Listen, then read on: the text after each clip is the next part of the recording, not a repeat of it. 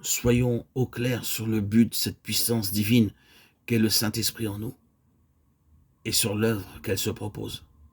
Dans les affaires de ce monde, les hommes sont très économes de la force dont ils disposent. Ils savent très bien la réserver pour la concentrer à propos sur le point où elle doit produire son effet. De même, Dieu ne donne pas sa puissance pour notre seule satisfaction, encore moins pour nous épargner de la peine ou des efforts. Son but, en nous l'envoyant, est de glorifier son Fils. Ceux qu'il trouve fidèles à le faire dans leur faiblesse, ceux qui lui montrent par leur obéissance qu'ils sont prêts à le glorifier à tout prix, recevront la vertu d'en haut. Dieu demande des hommes et des femmes qu'ils puissent revêtir de puissance. L'Église les demande aussi de tous côtés, s'étonnant de la faiblesse de son ministère et de son culte. Le monde attend également de les voir paraître pour se convaincre que Dieu est réellement au milieu de son peuple. Des milliers d'âmes qui se perdent appellent la délivrance et la puissance de Dieu voudraient se servir des croyants pour les affranchir.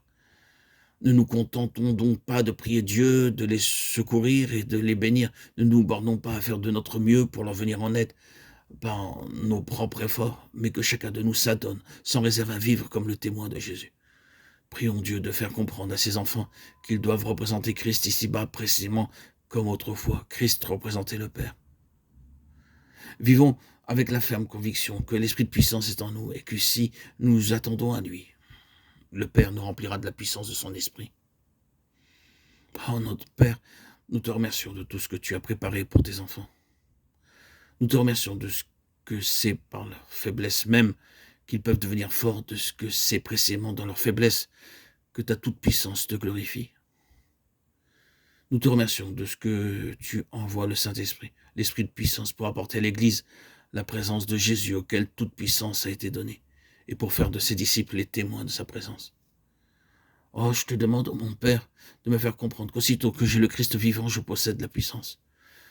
Puissais-je apprendre à ne plus l'attendre avec éclat? Puissais-je consentir à ce qu'elle soit toujours la force divine dans la faiblesse humaine, afin que la gloire t'en revienne à toi seul? Puissais-je apprendre à la recevoir avec une foi qui permette au Christ tout-puissant de faire son œuvre dans ma faiblesse? Oh, puisse le Saint-Esprit manifester si puissamment en moi la présence de Jésus que ce soit lui qui rende témoignage par moi. Oh, mon Père, je veux que tout mon être soit soumis à cette sainte puissance. Je veux que tout en moi obéisse à ses lois chaque jour et tout le long du jour. Je veux la servir avec humilité jusque dans les moindres détails. Mon Père, fais régner en moi ta puissance, afin que préparé par elle, je sois propre à être employé par elle. Oh, que le but de ma vie soit de rendre honneur et gloire à ton divin Fils. Amen.